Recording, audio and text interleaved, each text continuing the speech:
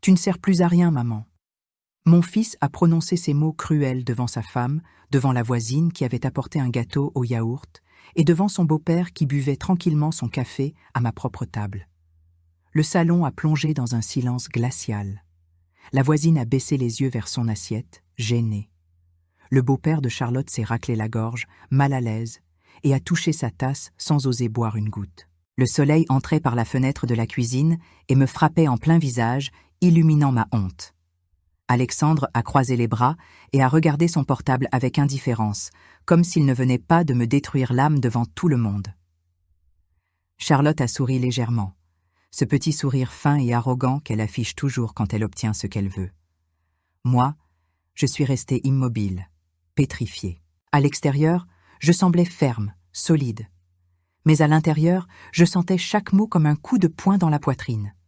J'ai baissé le regard sur le tablier que je portais encore, ce même vieux morceau de tissu que j'ai utilisé pendant 30 ans pour cuisiner pour ce garçon. Le même tablier que je lavais à l'aube, les mains douloureuses, après avoir passé la nuit à coudre pour pouvoir payer ses fournitures scolaires. Tu sais, ce moment où tu réalises que tout ce que tu as fait, tout ton sacrifice, n'a absolument rien valu, c'est ce que j'ai ressenti. J'ai travaillé dans 3 maisons différentes, à récurer les sols et les toilettes des autres, pour lui payer une école de commerce privée et lui offrir un avenir. J'ai dormi sur un canapé inconfortable pendant 5 ans pour qu'il puisse avoir la grande chambre avec un vrai bureau. Mais 3 jours après cette humiliation publique, Alexandre s'est présenté à ma porte. À genoux, en train de supplier. Et ce n'était pas par remords, non. C'était parce qu'il avait découvert ce que j'avais fait. Et parce qu'il avait compris de quoi j'étais encore capable si on me provoquait. Reste avec moi, car cette histoire ne fait que commencer, et je t'assure que la fin va te surprendre. Alexandre était tout pour moi. Absolument tout. Depuis la mort de son père, quand le petit n'avait que 7 ans, j'ai juré devant Dieu qu'il ne connaîtrait jamais les privations que j'ai subies. Il ne manquerait de rien, même si je devais me retrouver sans rien. Marcel était chauffeur de bus. Une crise cardiaque foudroyante l'a emporté un dimanche matin, sans préavis. Nous n'avons même pas eu le temps d'arriver à l'hôpital. Je me suis retrouvée avec une pension misérable et un fils en bas âge à élever complètement seul. J'ai commencé à faire de la couture à la maison pour survivre. Des ourlets de pantalons, des retouches de robes, des raccommodages. Mais l'argent ne suffisait pas. Alors j'ai cherché du travail comme femme de ménage chez des particuliers. Les lundis, mercredis et vendredis, je nettoyais l'appartement de Madame Bernard dans le 16e arrondissement. Les mardis et jeudis, je travaillais chez le docteur Simon, à l'autre bout de la ville. Et les week-ends, je cousais sans relâche. Je ne m'arrêtais jamais. Alexandre étudiait le matin et restait chez la voisine jusqu'à ce que je rentre, épuisée. Mais j'arrivais toujours, ponctuelle, pour lui préparer le dîner. Tous les jours. Des pâtes, de la viande, une salade fraîche.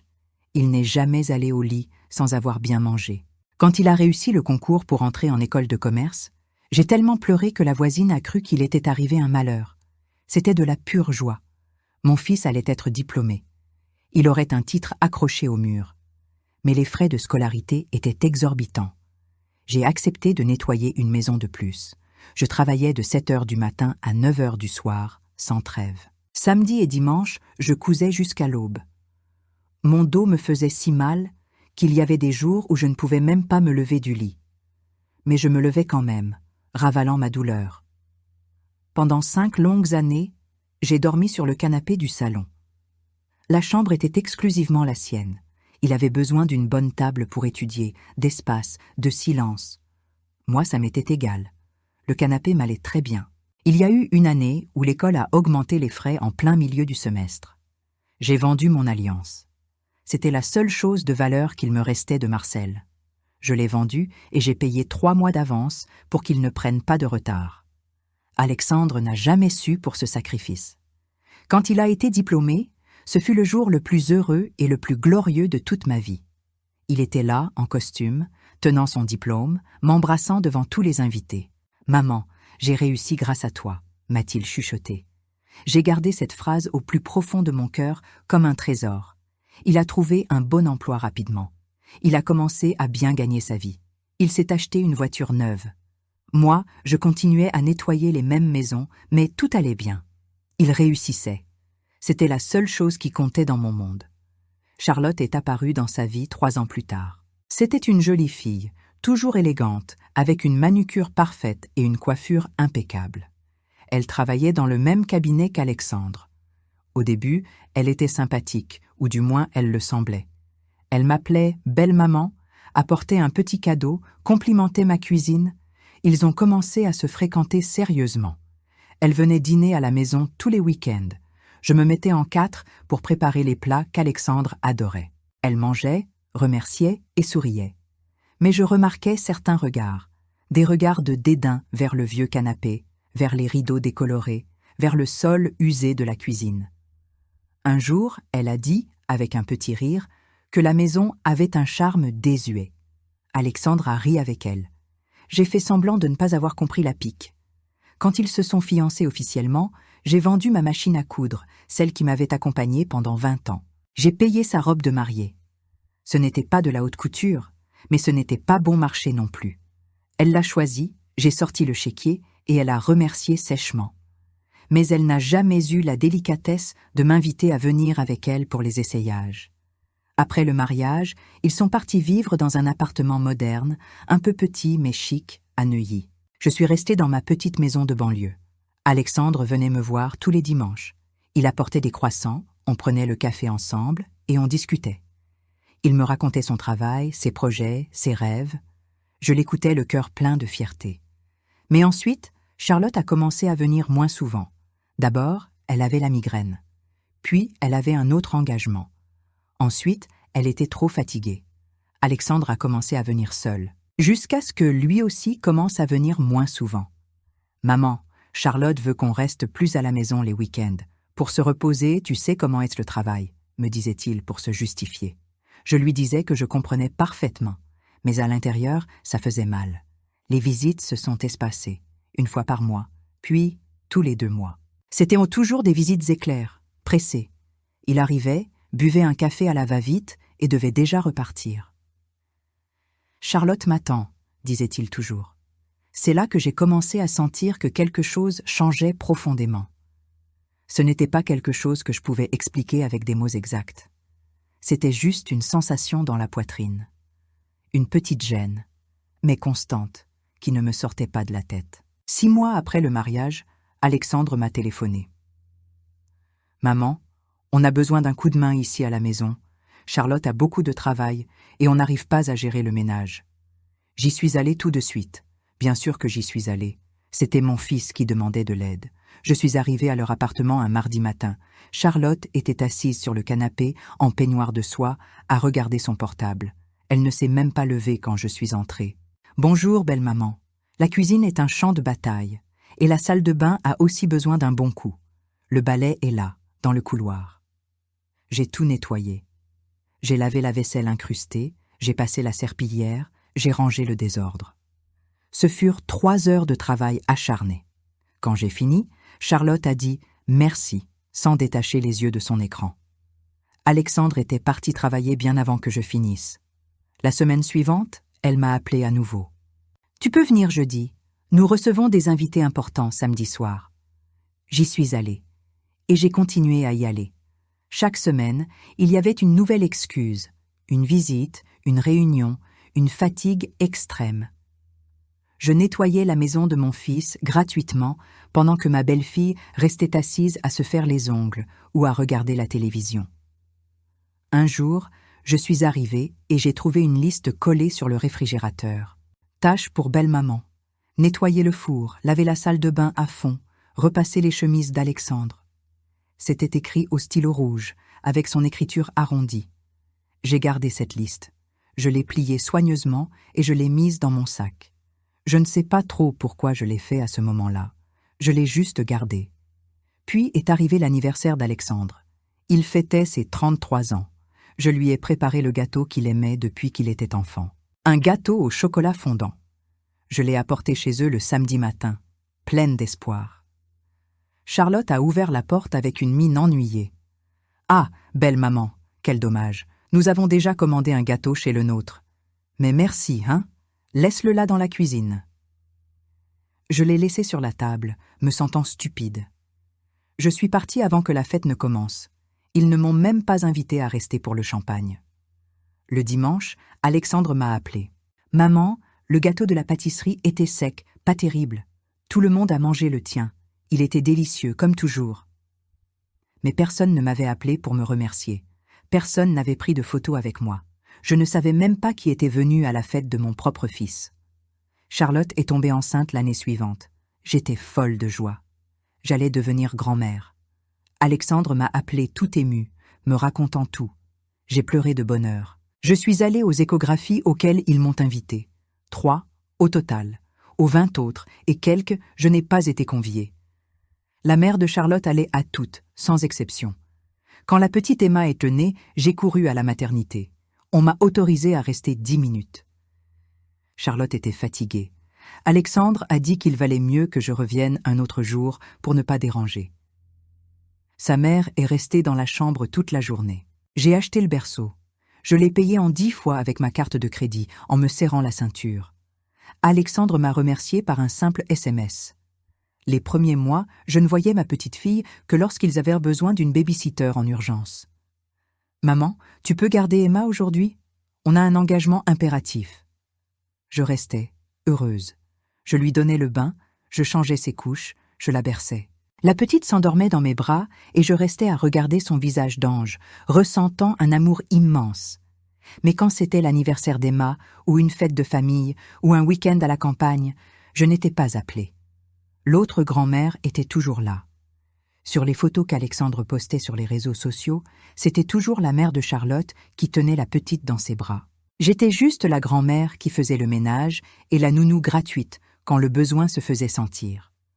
Un jour, je suis arrivée pour chercher Emma et j'ai entendu Charlotte parler au téléphone dans la chambre.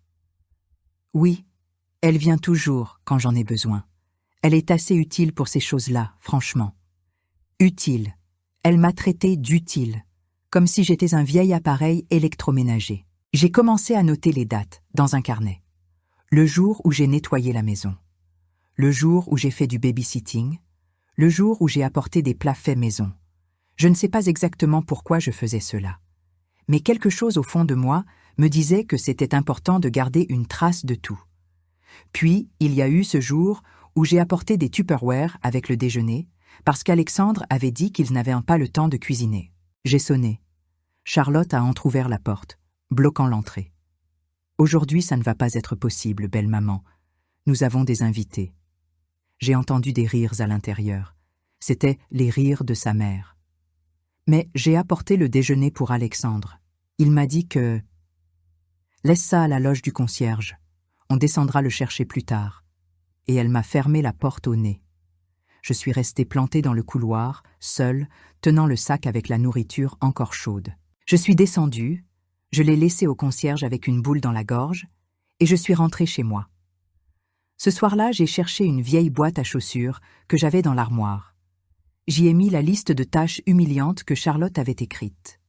J'y ai mis les feuilles avec les annotations des dates. J'ai commencé à garder aussi les tickets de caisse des choses que j'achetais pour eux, le berceau, la poussette, les paquets de couches que j'apportais religieusement chaque mois. Ce n'était pas encore de la colère que je ressentais.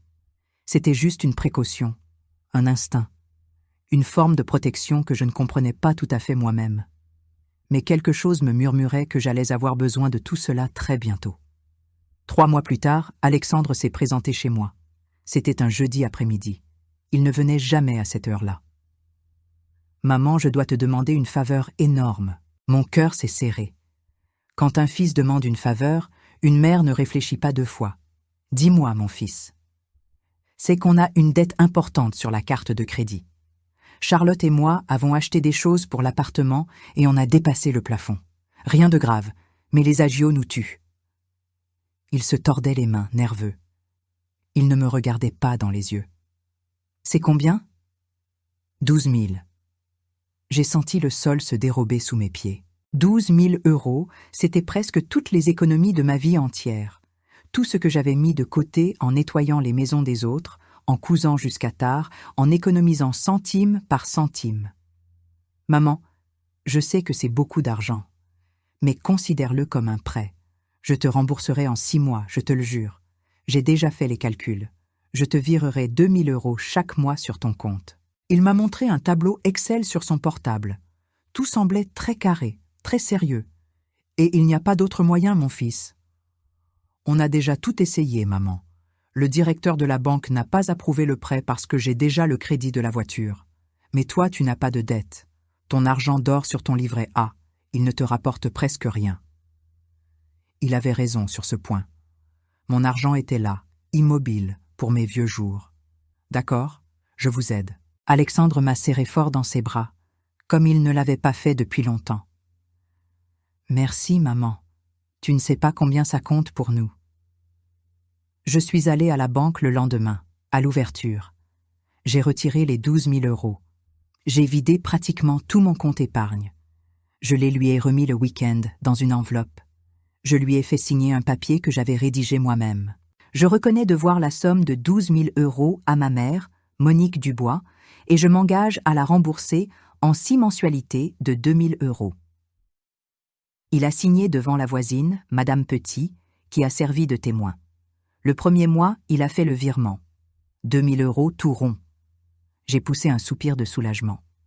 Le deuxième mois, il a versé 1 500. Il m'a appelé pour dire qu'ils avaient eu une dépense imprévue, mais qu'ils compenseraient le mois suivant.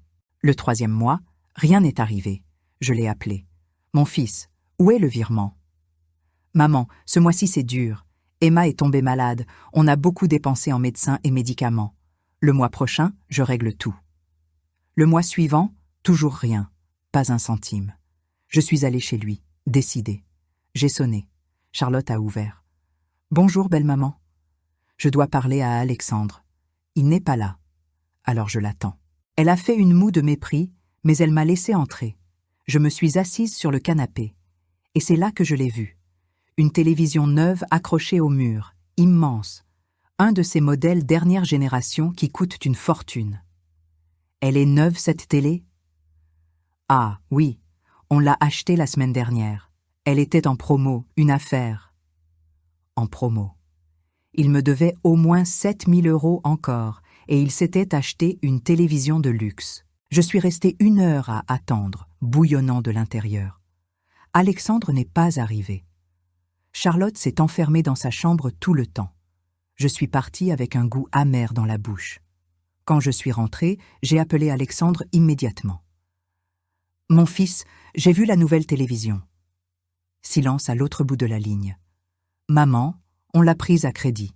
Mais tu me dois 7 000 € à moi. Comment peux-tu avoir de l'argent pour payer les mensualités d'une télé géante et ne pas avoir d'argent pour me payer moi? Tu vas éplucher mes comptes maintenant, maman ?» Son ton a changé radicalement. Il est devenu dur, irrité, défensif. « Je veux juste savoir quand tu vas me payer. C'est l'argent que j'ai mis de côté toute ma vie, Alexandre. Je te paierai quand je pourrai, d'accord? Tu n'as pas besoin de cet argent tout de suite, si? Il n'y a pas urgence. » Et il m'a raccroché au nez. Je suis restée à regarder le combiné sans pouvoir y croire. Mon propre fils venait de me raccrocher au nez. Cette nuit-là, je n'ai pas fermé l'œil. Je suis restée à réfléchir, à tout repasser en revue, à essayer de comprendre à quel moment j'avais perdu mon fils. Le lendemain, je suis allée à la banque. J'ai demandé le relevé complet de la dernière année. Je suis arrivée chez moi et j'ai tout épluché avec calme. Les petits virements que je lui avais faits, 300 par-ci, 500 par-là, 1000 quand il m'a dit que la voiture était en panne, 1000 autres quand Emma est née pour aider aux frais du bébé. J'ai tout additionné avec la calculatrice. Rien que sur la dernière année, je lui avais donné presque 5 000 €, sans compter les 12 000 du gros prêt. 17 000 € au total. J'ai pris le papier qu'il avait signé. J'ai pris les reçus de tous ces petits versements que j'avais faits. J'ai tout mis ensemble dans la boîte à chaussures. Avec la liste des tâches de Charlotte, mes annotations sur les jours de ménage, les tickets de caisse, la boîte se remplissait dangereusement. Et quelque chose en moi s'est brisé définitivement cette nuit-là. Ce n'était pas seulement pour l'argent, c'était pour la confiance, c'était pour le respect, c'était pour tout ce que je croyais avoir encore avec mon fils et qui s'est révélé être un mensonge. Mais maintenant, je savais la vérité. Et j'allais me protéger. C'est arrivé un dimanche, 2 mois après qu'Alexandre a complètement arrêté de me payer. Il m'a appelé le samedi. comme si de rien n'était. « Maman, demain on fait un déjeuner à la maison. Les parents de Charlotte viennent. Ce serait bien si tu venais aussi. » Ça m'a surprise. Cela faisait longtemps qu'ils ne m'invitèrent plus à rien. « À quelle heure, mon fils ?»« À midi. » Je suis arrivée à 11h30 pile. J'ai apporté une quiche lorraine que j'avais préparée la veille. J'ai sonné. Charlotte a ouvert. Elle a regardé la quiche avec dédain. « Ah, nous avons déjà l'entrée et le dessert. Mais bon, merci. » Je suis entrée. Sa mère était au salon, assise sur le bon canapé comme une reine. Son père était dans le fauteuil inclinable. La voisine, Madame Petit, était là aussi. Elle était venue apporter une bricole et il l'avait invitée à rester. J'ai salué tout le monde poliment. Je me suis assise au bord du canapé en prenant le moins de place possible. Alexandre était dans la cuisine. Il est sorti avec un plat de lasagne fumante. « Salut, maman !»« Salut, mon fils !» La table était magnifique. Nappe neuve en lin, vaisselle assortie, serviettes en tissu, tout était impeccable. Nous nous sommes assis pour manger. J'étais entre Madame Petit et le père de Charlotte. Alexandre présidait la table. Charlotte était de l'autre côté, avec sa mère collée à elle. La conversation a commencé de manière banale. La météo, les embouteillages infernaux, Emma qui faisait la sieste. Je mangeais en silence, j'observais. Jusqu'à ce que la mère de Charlotte commence à se vanter d'un voyage qu'ils allaient en faire. « Nous partons à la mer le mois prochain. Nous avons loué une villa spectaculaire à Deauville. 5 chambres. »« Nous venons avec eux, » a dit Alexandre avec enthousiasme. « Moi, Charlotte et Emma. »« C'est bien, mon fils. »« Oui, ça va être génial. On a besoin de se reposer, on le mérite. » Charlotte m'a fixée, avec ce regard froid que je connaissais bien. C'est dommage que la maison n'ait que 5 chambres. Sinon, on aurait pu inviter plus de monde. Elle n'a pas prononcé mon nom, mais tout le monde à table a parfaitement compris l'exclusion. Je n'ai pas répondu. J'ai continué à manger, ravalant le nœud dans ma gorge. « Monique, tu ne veux pas un peu plus de lasagne ?» a demandé la mère de Charlotte, avec ce ton de fausse pitié qui me retournait l'estomac. « Non, merci. » Alexandre s'est levé pour chercher plus de vin. Quand il est revenu, Charlotte a commencé à parler de travaux. On pense refaire tout le sol de la cuisine. Celui-ci est vraiment vieillot. « Combien ça va vous coûter ?» a demandé son père. « Environ 8 000 €. Mais ça vaut le coup pour le design. 8 000 €. Exactement la somme qu'il me devait encore. Je n'ai plus tenu. Le vase a débordé. « Alexandre, et l'argent que tu me dois ?» La table entière a plongé dans un silence absolu. On aurait pu entendre une mouche voler. Il s'est figé, son verre en l'air. « Maman, on en parle plus tard. »« Non, je veux savoir maintenant. Tu me dois beaucoup d'argent. Comment peux-tu avoir de quoi refaire les sols et ne pas avoir de quoi me rembourser ce que tu m'as demandé en pleurant ?» Charlotte a lâché un petit rire nerveux et moqueur. « Belle maman, s'il te plaît. Ce n'est ni le moment, ni le lieu pour parler d'argent. »« Alors c'est quand le moment ? Ça fait 2 mois qu'il ne me verse pas un centime. » Alexandre a claqué son verre sur la table avec force. « Tu es venu ici juste pour me réclamer du fric devant tous les invités ? Je suis venu parce que tu m'as invité, et je demande mon argent. »« Ton argent » a-t-il répété, plein de rage et de sarcasme. « Tu crois que j'ai l'obligation de te rendre des comptes à tout bout de champ ? Tu as signé un papier. Tu as promis que tu paierais. » Charlotte s'en est mêlée, haussant le ton. « Tu sais quel est le problème, belle maman ? Nous avons d'autres priorités maintenant. Notre famille, notre appartement, notre avenir. On ne peut pas passer notre temps à penser à tes centimes. » « À mes centimes ? Tu appelles 17 000 € des centimes ? » Le père de Charlotte a toussé, gêné. Madame Petit jouait avec sa serviette sans oser regarder personne, honteuse de la situation. Alexandre s'est levé, furieux. Sa voix est sortie forte, dure, chargée d'un venin que je ne lui connaissais pas. « Tu ne sers plus à rien, maman. » Le silence qui est tombé sur la pièce était lourd, étouffant. Personne n'a bougé. Personne n'a dit un mot. J'ai regardé mon fils dans les yeux. Il était debout, le visage rouge de colère, la main encore pointée vers moi en signe d'accusation. Madame Petit a baissé les yeux sur son assiette. Le père de Charlotte s'est raclé la gorge et a bu une longue gorgée de vin. Sa mère a souri légèrement, avec une satisfaction malveillante. Je me suis levée lentement, avec dignité. J'ai pris mon sac. J'ai regardé une dernière fois Alexandre. Et je suis sortie. Personne ne m'a raccompagnée à la porte. Personne n'a essayé de me retenir. Je suis arrivée chez moi et j'ai fermé la porte à double tour. La maison était silencieuse, vide, froide comme une tombe. Je me suis assise sur le canapé. Le même canapé où j'avais dormi pendant 5 ans pour laisser la chambre à Alexandre.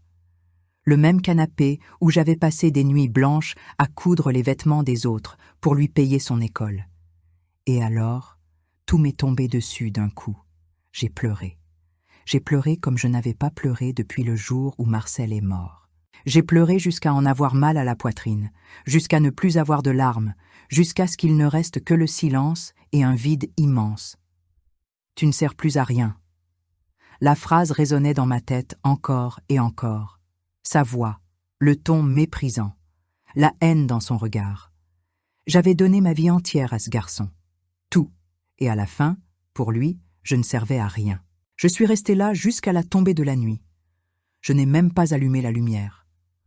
Je fixais le vide, sentant ce trou noir dans la poitrine.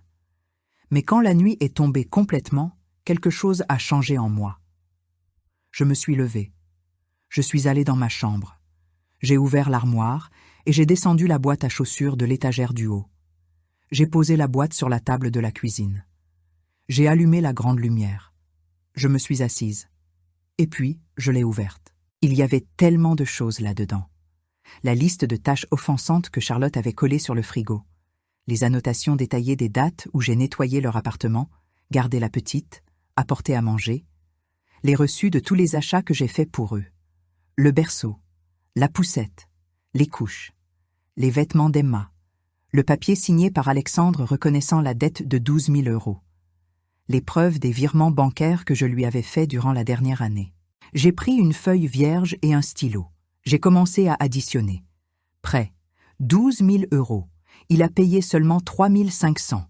Il devait 8 500 de capital. Virement que je lui ai offert durant l'année. 4 800. Berceau, 1 200. Poussette, 800. Couches et vêtements, en additionnant seulement ceux dont j'avais gardé le ticket. 1 100. J'ai tout additionné froidement. 16 400 €. Mais il y avait plus. Il y avait le ménage. J'avais nettoyé leur maison à fond chaque semaine pendant 1 an et demi. J'ai calculé au plus bas. Si chaque journée de ménage professionnel coûtait 100 €, cela faisait plus de 7 000 €. 23 400 € au total.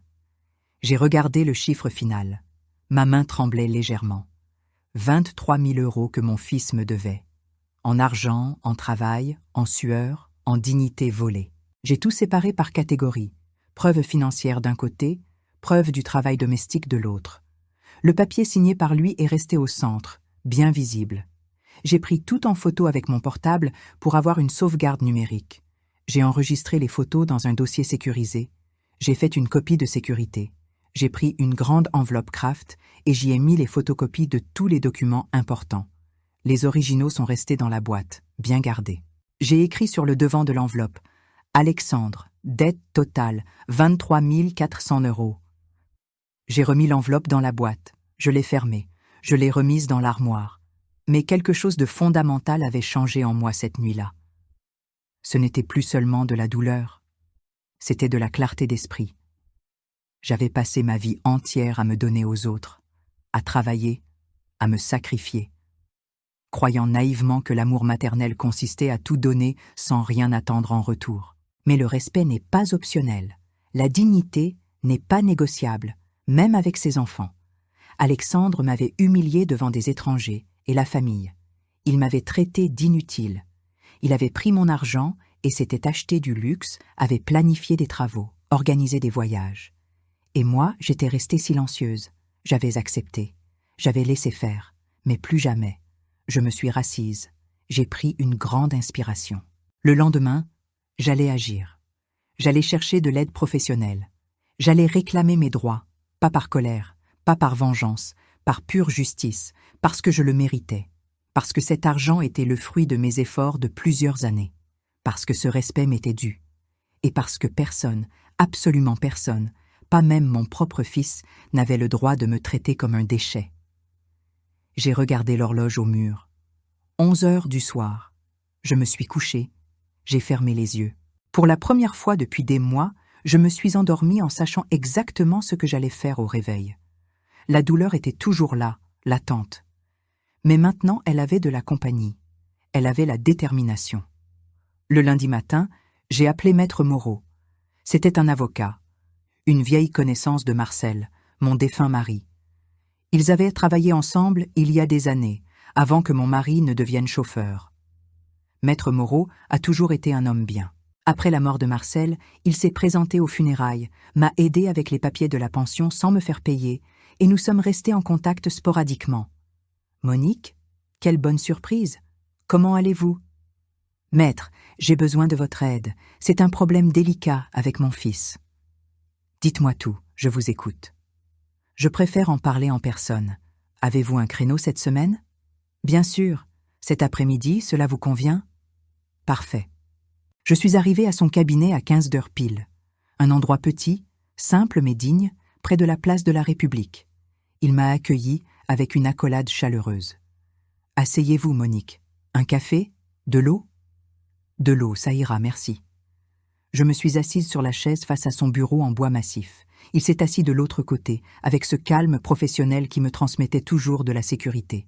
« Alors, racontez-moi ce qui se passe. » J'ai pris une grande respiration. Et j'ai tout déballé. Le prêt, les virements, le travail de boniche que je faisais gratuitement chez eux, l'humiliation au déjeuner dominical, la phrase lapidaire d'Alexandre. Maître Moreau a tout écouté attentivement, sans m'interrompre une seule fois. Il prenait juste quelques notes rapides sur un bloc jaune. Quand j'ai fini, il est resté silencieux quelques secondes, digérant l'information. « Avez-vous apporté les preuves ? » J'ai ouvert mon sac. J'ai sorti l'enveloppe avec les copies des documents. Je l'ai posée sur le bureau. Il l'a ouverte. Il a examiné feuille par feuille, avec un œil expert. Le reçu du retrait des 12 000 €. La reconnaissance de dette signée par Alexandre. Les preuves de virement. Les factures des achats que j'avais faits. Il s'est arrêté sur le document de la dette. Il l'a lu 2 fois. Il a signé ça devant un témoin ? Oui. Madame Petit, ma voisine, était présente et a signé aussi. Excellent. C'est un document juridiquement contraignant. Il a continué de vérifier. Et vous avez un registre de toutes les fois où vous avez nettoyé chez lui ? Oui, avec date et heure précise. Monique, vous avez fait un travail d'organisation impeccable. Il y a des gens qui viennent me voir sans la moindre preuve. Vous avez un arsenal ici. J'ai ressenti un soulagement immense. Mais il a continué à regarder les papiers. Et soudain, il s'est arrêté sur l'un d'eux. « Attendez, ce virement ici de 1 000 €, en mars de l'année dernière. Vous vous souvenez pourquoi c'était ? C'était quand Alexandre m'a dit que la voiture était en panne. Il m'a demandé de l'aide pour la réparation du moteur. » Maître Moreau a pris son portable. « Excusez-moi une minute. » Il a tapé quelque chose, a fait défiler l'écran et est resté à le fixer en fronçant les sourcils. Son visage s'est durci. « Monique, en mars de l'année dernière, Alexandre a publié une photo sur son Instagram. Regardez ça. » Il a tourné le portable vers moi.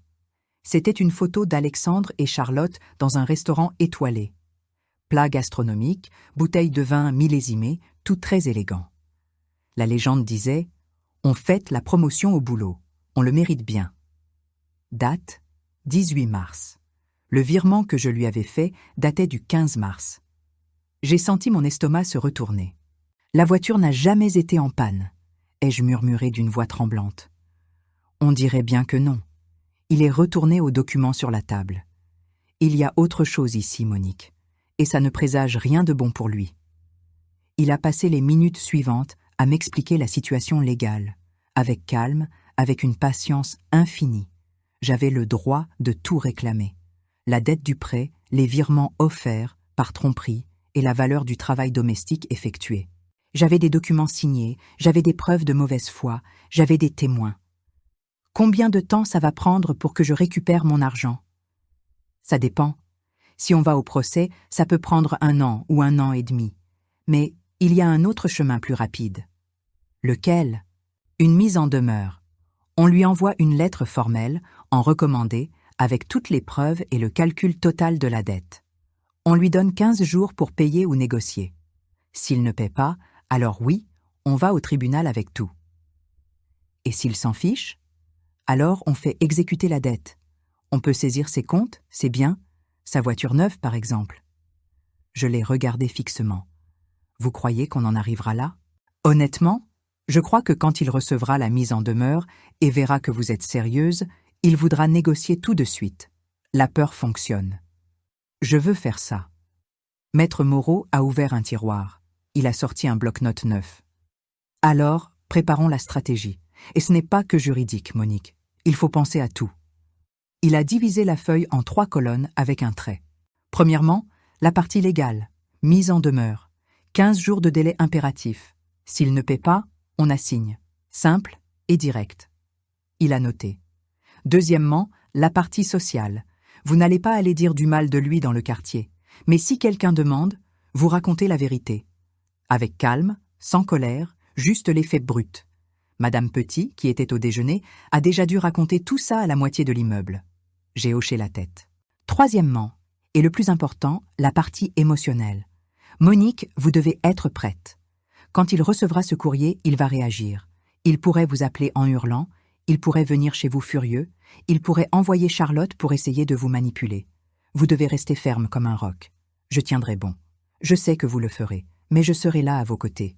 Quoi qu'il arrive, n'importe quelle pression, vous m'appelez, on résout ça ensemble. J'ai regardé Maître Moreau. Pour la première fois depuis des mois, j'ai senti que je ne menais pas cette bataille seule. Combien je vous dois, maître? Pour vous, Monique, rien pour la mise en demeure. Si nous devons aller au procès, on verra les honoraires après. Mais, rassurez-vous, ce ne sera rien que vous ne puissiez gérer. Pourquoi faites-vous cela? Parce que Marcel était mon ami, et parce que je sais que vous avez passé votre vie à tout donner pour ce garçon. Maintenant, c'est le moment que quelqu'un vous aide aussi. Je suis sortie de son cabinet avec une copie de la mise en demeure qui allait être envoyée à Alexandre. L'avocat a dit qu'il l'enverrait en recommandé le lendemain, avec accusé de réception, pour qu'il n'y ait pas d'excuse. Dans 3 jours, au maximum, Alexandre la recevrait. Et alors, on verrait si je servais à quelque chose ou non. La lettre est partie mardi. L'avocat m'a appelé pour confirmer. C'est parti. Il devrait la recevoir jeudi ou vendredi. Jeudi matin, je me suis réveillée différente. Je n'étais pas nerveuse. J'étais calme, absolument calme. Un calme étrange, solide, que je n'avais jamais ressenti auparavant de ma vie. J'ai bu mon café, j'ai regardé par la fenêtre. La journée était radieuse. Soleil, ciel bleu, cette brise fraîche du matin qui entrait par la cuisine. Je suis allée à l'armoire. J'ai descendu la boîte à chaussures de nouveau. Je l'ai ouverte.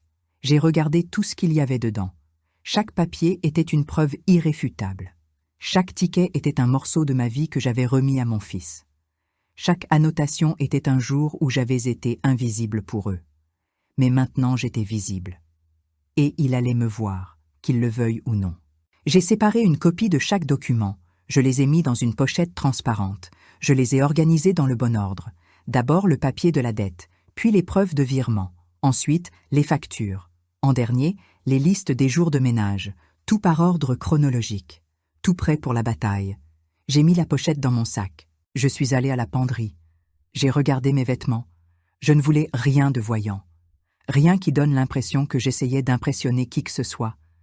J'ai choisi un pantalon noir simple, un chemisier blanc à manches longues impeccable, des chaussures plates, confortables, le même genre de tenue digne que je portais quand j'allais travailler chez les riches. Ce n'était pas une tenue de guerre, c'était une tenue de dignité. Je me suis regardée dans le miroir, cheveux attachés, pas de maquillage, juste un peu de rouge à lèvres discret. Je ressemblais à moi-même, et ça suffisait. Je me suis assise dans le salon. J'ai pris une feuille de papier. J'ai écrit ce que je voulais dire. Ce n'était pas un script rigide. C'était juste pour mettre mes idées en ordre, pour éviter que l'émotion ne me trahisse au moment clé.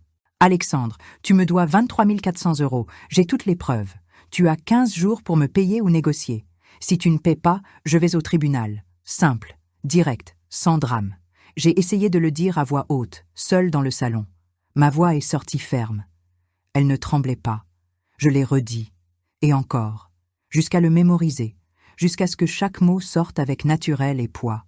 Le téléphone a sonné à 16h vendredi. C'était Maître Moreau. « Monique, j'ai reçu l'accusé de réception. Il a signé aujourd'hui à 14h. » Mon cœur s'est un peu accéléré. Donc, il le sait déjà. Oui, et d'après le délai légal que nous avons fixé, il a jusqu'au 31 pour répondre formellement. C'était 15 jours. 15 jours d'attente tendue. « Maître, et s'il vient ici ? Vous lui ouvrez la porte si vous voulez. S'il vient agressif, vous fermez et appelez la police. S'il vient pour parler, vous l'écoutez. Mais vous ne changez pas une virgule de ce que nous avons convenu. La dette existe, les preuves sont là. C'est à lui de décider quoi faire. » D'accord. Quoi qu'il arrive, appelez-moi, à n'importe quelle heure. J'ai raccroché. J'ai regardé vers la fenêtre. Le soleil se couchait.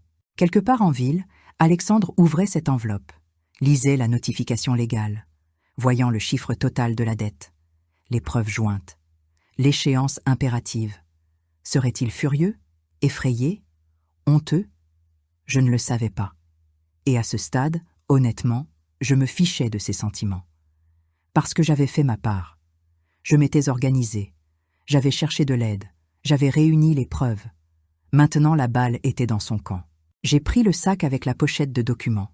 Je l'ai posé sur la table basse du salon. Bien visible, prête à être utilisée. Je me suis assise sur le canapé. Et j'ai attendu. Le vendredi est passé. Le samedi aussi, lent et silencieux. Le dimanche matin, rien. Jusqu'à ce que dimanche après-midi, 3 jours après avoir reçu la mise en demeure, la sonnette a retenti. Je me suis levée. J'ai pris une grande inspiration, remplissant mes poumons de courage. Je suis allée à la porte, j'ai regardé par le Judas. C'était Alexandre. Et il pleurait. J'ai ouvert la porte. Alexandre avait les yeux rouges et gonflés, la chemise froissée, les cheveux en désordre. On aurait dit qu'il n'avait pas dormi depuis des jours. « Maman, entre !» Il est entré lentement, traînant les pieds. Il est resté planté au milieu du salon, sans savoir où se mettre. « Assieds-toi. » Il s'est assis au bord du canapé, voûté. Moi, je me suis assise dans mon fauteuil habituel. La pochette de documents était sur la table basse, juste entre nous deux, comme une frontière. Nous sommes restés silencieux pendant quelques secondes éternelles. Il regardait le sol, je le regardais, lui. « Maman, j'ai reçu la lettre de l'avocat. Je sais. Je n'arrive pas à croire que tu m'aies fait ça. » « Fait quoi, Alexandre ? Réclamer ce qui est à moi ?» Il s'est passé la main sur le visage, désespéré. « Ce n'est pas comme ça, maman. Je t'aurais payé. C'était juste un moment difficile. » « Difficile. » J'ai répété son mot avec ironie. « C'était si difficile que tu t'es acheté une télé géante. Tu as prévu de refaire la cuisine, tu as réservé un voyage dans une villa de luxe. C'était des choses à crédit, maman. Et mon argent, c'était aussi un crédit à fonds perdu. » Il n'a pas répondu. Il a baissé la tête. J'ai pris la pochette. Je l'ai ouverte avec calme. J'ai sorti le premier document. « Ça, c'est le papier que tu as signé, reconnaissant que tu me devais 12 000 €. Tu t'en souviens ?» Il a regardé le papier. Il a hoché la tête légèrement. « Tu as payé 3 500. Tu dois 8 500 de capital. » J'ai posé le papier sur la table avec fermeté. J'ai sorti le deuxième groupe de documents. Les preuves de virement. Ça, ce sont tous les virements que j'ai faits sur ton compte l'année dernière. 300 quand tu as dit que tu n'avais pas d'argent pour les courses. 500 pour la taxe d'habitation. 1000 quand tu as dit que le moteur était cassé. Il a regardé les reçus. Sa main a tremblé en les voyant. « Maman, j'avais besoin... » « La voiture n'a jamais été en panne, Alexandre. » Ma voix est sortie tranquille, mais tranchante comme un couteau. « Le jour même où je t'ai viré cet argent, tu as posté une photo au restaurant étoilé fêtant ta promotion. » Il a fermé les yeux, piégé dans son mensonge. En additionnant tout ça, tu as pris 4 800 € de plus. J'ai mis les reçus sur le papier signé. J'ai sorti les factures des magasins. Le berceau d'Emma, 1200. La poussette, 800. Couches et vêtements, 1100. tout payé de ma poche. Les factures ont fini sur la table. Et il y a plus. J'ai sorti mes feuilles d'annotation manuscrites, les dates que j'avais enregistrées méticuleusement. Tous les dimanches pendant 1 an et demi, j'ai nettoyé votre appartement, gratuitement. J'ai récuré les toilettes, lavé des montagnes de vaisselle, astiqué les sols, pendant que Charlotte restait assise à regarder la télé ou à se faire les ongles. Je lui ai montré les feuilles devant le visage. Si je facturais 100 € par ménage, ce qui est peu, ça fait 7 200 €. J'ai posé les annotations sur la table avec le reste des preuves. 23 400 €. C'est exactement ce que tu me dois. Alexandre regardait la table pleine de papiers comme si c'était une condamnation à mort. Sa respiration était lourde, pénible. « Maman, je ne savais pas que c'était autant d'argent. »« Tu ne savais pas ?» Ma voix s'est durcie. « Ou tu n'as pas voulu savoir ?» Il a levé le visage baigné de larmes. « Charlotte a dit que tu n'avais pas besoin de l'argent, que tu avais ta retraite, que tu avais la maison payée, que pour toi ça ne faisait pas de différence. » J'ai senti une vague de fureur me monter à la gorge, mais je l'ai contrôlée. « Et tu l'as cru. » Elle disait qu'on n'en avait plus besoin, qu'on avait Emma, qu'on avait des frais. Alexandre. J'ai prononcé son prénom lentement. « Tu as un bon travail, elle travaille, vous avez 2 salaires, je nettoie les maisons des autres pour survivre. Et tu as pensé que moi je n'en avais pas besoin ?» Il a commencé à pleurer pour de bon, avec des sanglots profonds. « Pardonne-moi, maman, pardonne-moi, j'ai été un imbécile, j'ai laissé faire, je n'ai pas réfléchi. » Non, tu as réfléchi, tu as pensé à toi, à vous, à votre luxe. Tu n'as juste pas pensé à moi une seule seconde. Il s'est levé, il est venu vers moi, il s'est agenouillé devant mon fauteuil, s'agrippant à mes jambes. « Maman, s'il te plaît, je vais tout te payer, je te le jure devant Dieu, je trouverai un moyen, mais ne me traîne pas en justice, s'il te plaît. » Je l'ai regardé de haut, mon fils, à genoux, en train d'implorer pitié. 3 jours avant, il avait dit que je ne servais plus à rien, devant tout le monde. Maintenant, il était là, brisé. « Lève-toi, Alexandre. » Il s'est levé péniblement. Il s'est essuyé le visage du revers de la main. « Assieds-toi. » Il s'est rassis, obéissant. « Tu as 15 jours pour me payer. C'est écrit dans la mise en demeure. Si tu ne paies pas, je vais au tribunal sans hésitation. » Je n'ai pas 23 000 € là tout de suite, maman. Alors négocie, vends quelque chose, demande un prêt à la banque, fais un plan de paiement sérieux. J'accepte de discuter des délais, mais le montant ne change pas d'1 centime. Et si je n'y arrive pas? Alors le juge décidera.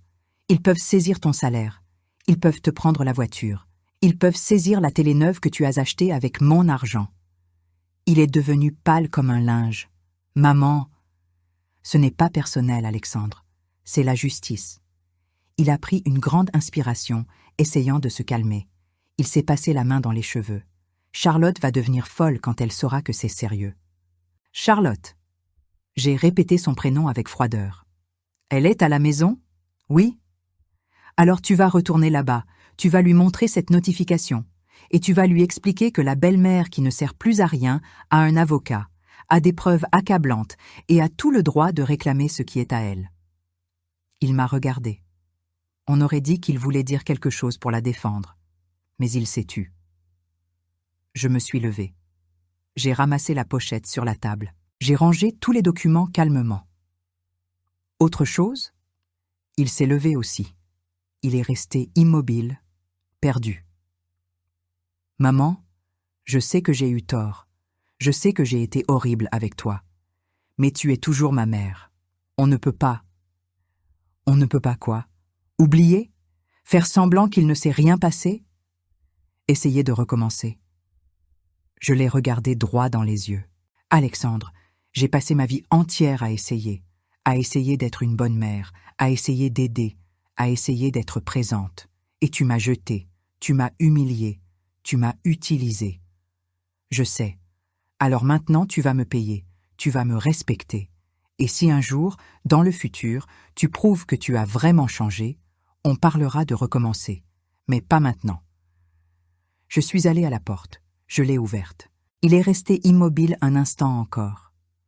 Puis il a marché vers la sortie. Il s'est arrêté à mes côtés. « Pardon, maman. » Je l'ai regardé une dernière fois. « Le pardon ne paie pas les factures, mon fils. L'argent, si. » Il est sorti la tête basse. J'ai fermé la porte. Je me suis appuyé contre le battant une seconde, fermant les yeux. J'ai respiré à fond. Et pour la première fois depuis longtemps, je me suis sentie légère. Ce n'était pas du bonheur. Pas encore. C'était du soulagement.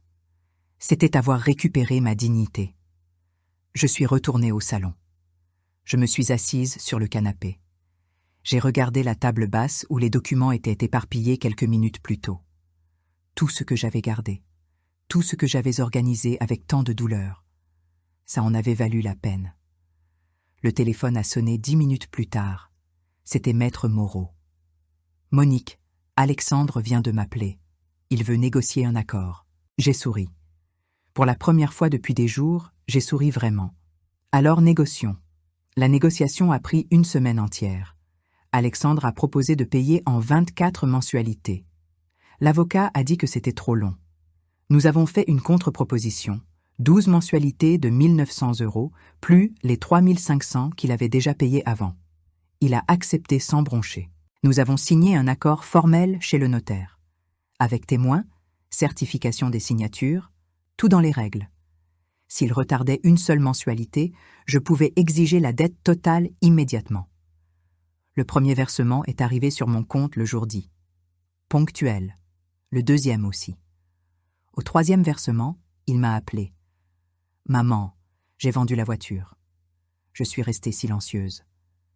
« Je l'ai vendue et je vais te payer tout le reste d'un coup. Je ne veux plus rien te devoir. » « Pourquoi ?» Il a pris une grande inspiration à l'autre bout de la ligne. « Parce que je ne dors pas bien en sachant que je te dois de l'argent. Et parce que Charlotte et moi sommes séparés. » Je ne m'attendais pas à ça. « Quoi ?» Elle n'a pas accepté la situation.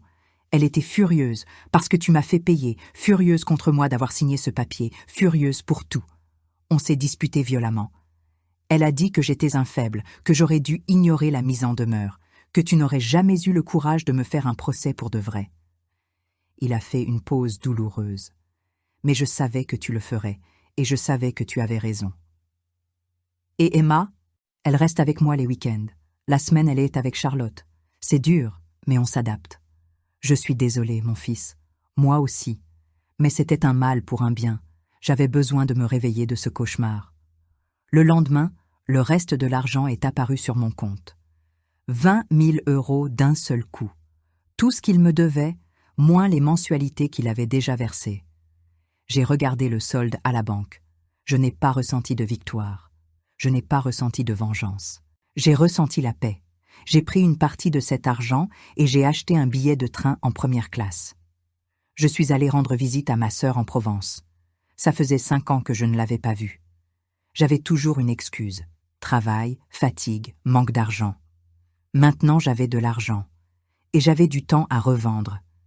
J'ai passé une semaine merveilleuse là-bas, à prendre le café sur la terrasse, à discuter jusqu'à pas d'heure, à rire de bêtises du passé, sans hâte, sans culpabilité.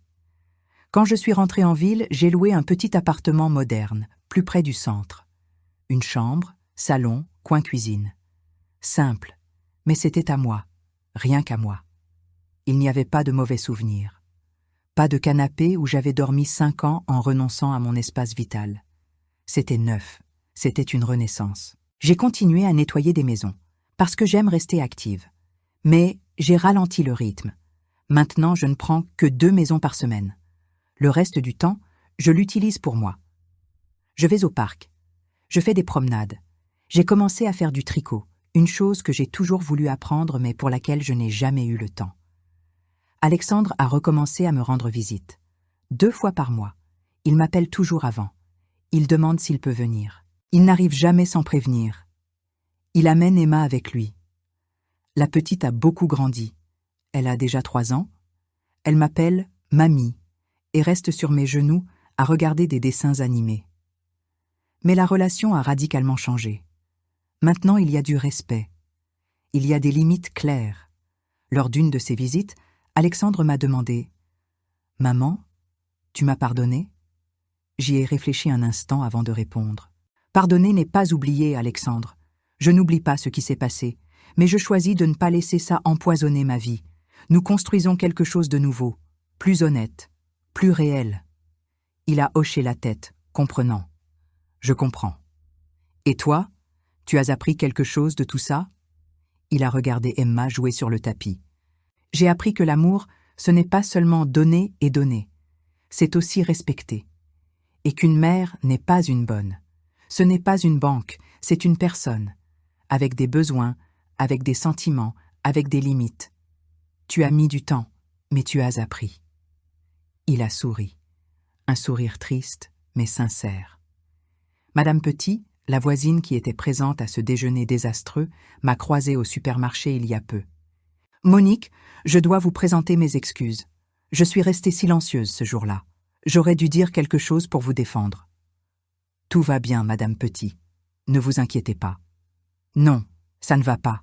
La façon dont Alexandre vous a traité était impardonnable. Et moi, j'ai juste baissé la tête comme une lâche. Vous n'aviez pas l'obligation de vous en mêler. » « Si, je l'avais. Nous avons toujours l'obligation de défendre ce qui est juste. » Elle m'a serré dans ses bras-là, dans le rayon des lessives. « J'ai su que vous lui aviez fait payer jusqu'au dernier centime. Et vous avez très bien fait, ma grande. » Des histoires comme la mienne sont plus communes qu'on ne l'imagine. Des mères qui donnent tout, des fils qui oublient, des familles qui traitent ceux qui les aiment comme si c'étaient des objets jetables. Mais nous ne sommes pas obligés d'accepter ça. Le respect n'est pas optionnel. La dignité ne se négocie jamais. J'ai passé 64 ans de ma vie à croire que l'amour n'était que sacrifice, qu'être mère signifiait s'annuler, que se plaindre était de l'égoïsme. Mais ce n'est pas le cas. Le véritable amour a des limites. Il a un respect mutuel, il a de la réciprocité. Et quand cet amour disparaît, quand il devient abus, humiliation, nous avons tout le droit du monde de dire non, de réclamer, d'exiger ce qui nous appartient. J'aurais pu rester silencieuse dans mon coin, j'aurais pu ravaler l'humiliation, pardonner la dette, accepter le mépris pour ne pas faire d'histoire. Mais j'ai choisi de me défendre, j'ai choisi de me donner de la valeur. J'ai choisi de me respecter. Et cela a tout changé. Aujourd'hui, je dors en paix. Je paie mes factures sans angoisse. J'ai mon espace sacré. J'ai récupéré ma vie. Alexandre apprend à être un homme, un vrai, à la dure. Emma va grandir en voyant que sa grand-mère n'est pas un paillasson. C'est une personne qui a de la valeur. Et moi? Moi, j'apprends qu'il n'est jamais trop tard pour recommencer. Il n'est jamais trop tard pour se faire passer en premier. Il n'est jamais trop tard pour exiger de la dignité. Si tu vis quelque chose de similaire, écoute bien ce que je vais te dire. Tu n'es pas obligé d'accepter le manque de respect de qui que ce soit. Ni d'un fils, ni d'une belle-fille, ni d'un gendre, ni de n'importe qui.